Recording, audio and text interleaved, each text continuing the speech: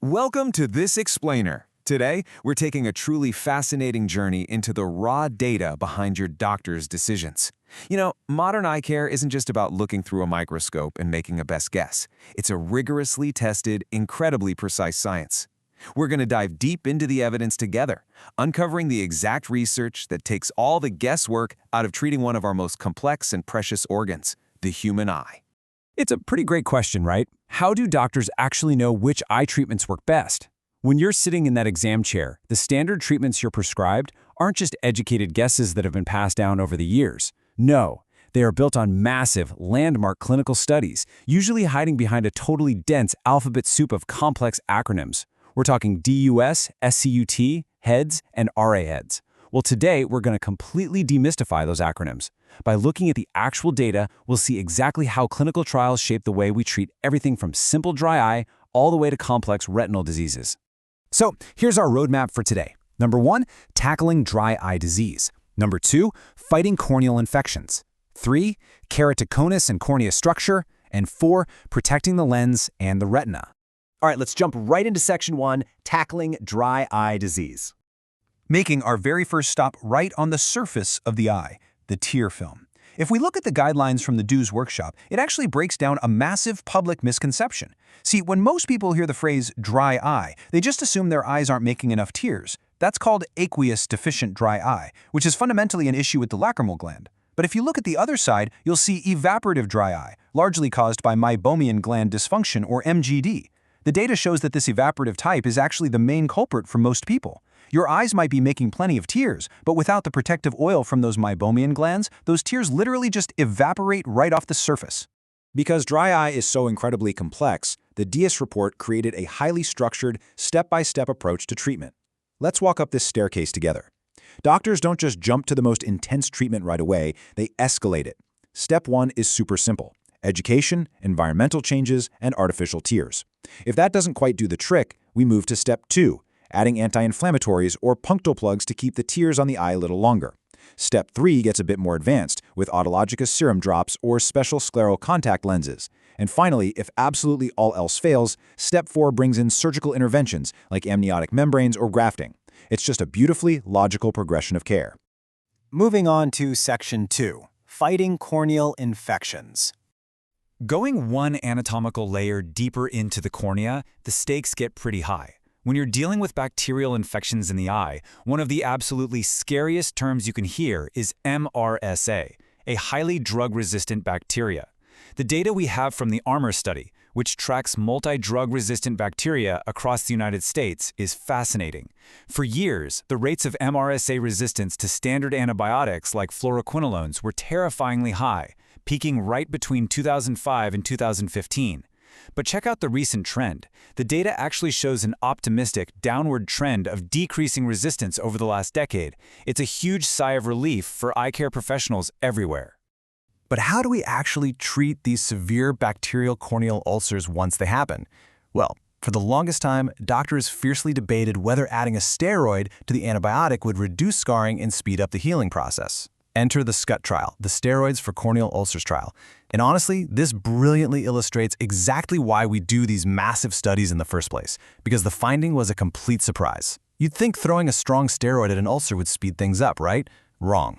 Actually, scratch that. It doesn't just fail to speed things up. Throwing steroids at a bacterial ulcer absolutely does not speed up visual recovery at all. At the 3-month mark, patients treated with steroids and antibiotics had basically the exact same visual acuity as those treated with antibiotics alone. Now, viral infections, particularly the herpes simplex virus, require a totally different approach. The herpetic eye disease study, or HEDS, is the absolute gold standard here. And the takeaways? Practice changing. First off, taking oral acyclovir daily is a total game changer. It cuts the long-term recurrence of herpes in the eye by a massive 50%. However, if a patient already has active stromal keratitis, which is a deeper inflammation, and they are taking topical steroid drops, the study found there is zero benefit to adding oral acyclovir on top of it. It's just a perfect example of evidence telling doctors exactly when a medication is incredibly useful and exactly when it's just a waste of money. Okay, section 3, keratoconus and cornea structure. Keratoconus is a progressive disease where the cornea actually thins out and bulges forward into a cone shape, heavily distorting vision. To really understand it, researchers launched the COLLECT study, and they uncovered a wild patient habit. Does vigorously rubbing your eyes cause damage? Well, the COLLECT study found that roughly 50% of keratoconus patients rub their eyes vigorously. I mean, that's a huge correlation.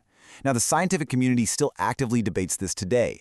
Is the eye rubbing a direct mechanical cause of the cornea weakening? Or is the eye rubbing just an effect because the disease makes their eyes so itchy and uncomfortable?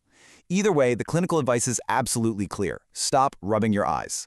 The CLEEK study also tracked corneal scarring over the years. And wow, look at the stark contrast here. Patients who wore rigid gas-permeable contact lenses had a 27% rate of progressing to corneal scarring. Compare that to only 9% for those who didn't wear those lenses. The evidence heavily suggests that while these super stiff lenses are practically necessary to give patients good vision by vaulting over the cone, a poor-fitting lens constantly rubbing against that weakened cornea significantly increases the risk of permanent scarring. So how do we stop this bulging and thinning? Well, the clinical trials for a procedure called corneal collagen cross-linking brought an absolute breakthrough.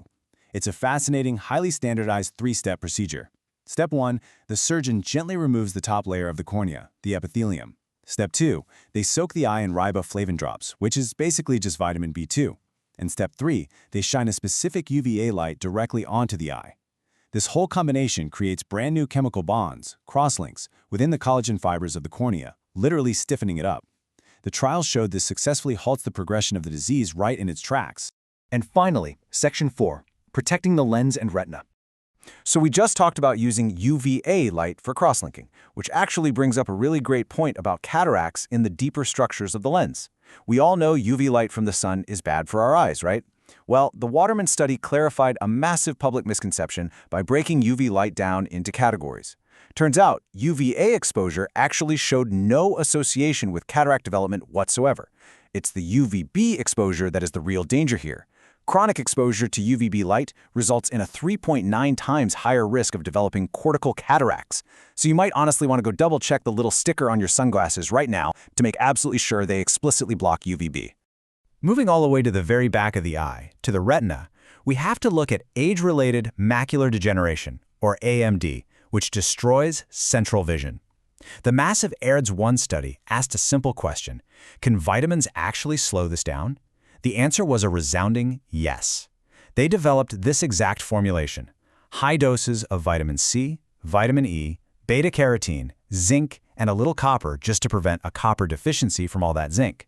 This specific cocktail was clinically proven to significantly slow down the progression of intermediate and advanced AMD. But, and this is a really massive but, you cannot just hand this vitamin out to everyone. The AREDS data revealed a critical, shocking warning. Beta-carotene is explicitly contraindicated in smokers. While this highly effective supplement formulation literally saves vision, that specific beta-carotene component was found to dramatically increase the risk of lung cancer in patients who smoke. It's a sobering reminder of exactly why these massive clinical trials are so essential. An eye vitamin could literally be life-threatening if the doctor forgets to ask about a patient's smoking history. And that brings us to the end of our anatomical journey today. From the tear film all the way back to the retina, we've seen how rigorous evidence, not just guesswork, drives modern medicine. But you know, science is never truly finished. The SCUT trial proved steroids don't speed up ulcer healing. The CLEX study totally challenged what we thought about eye rubbing and contact lenses. It leaves us with a pretty provocative thought.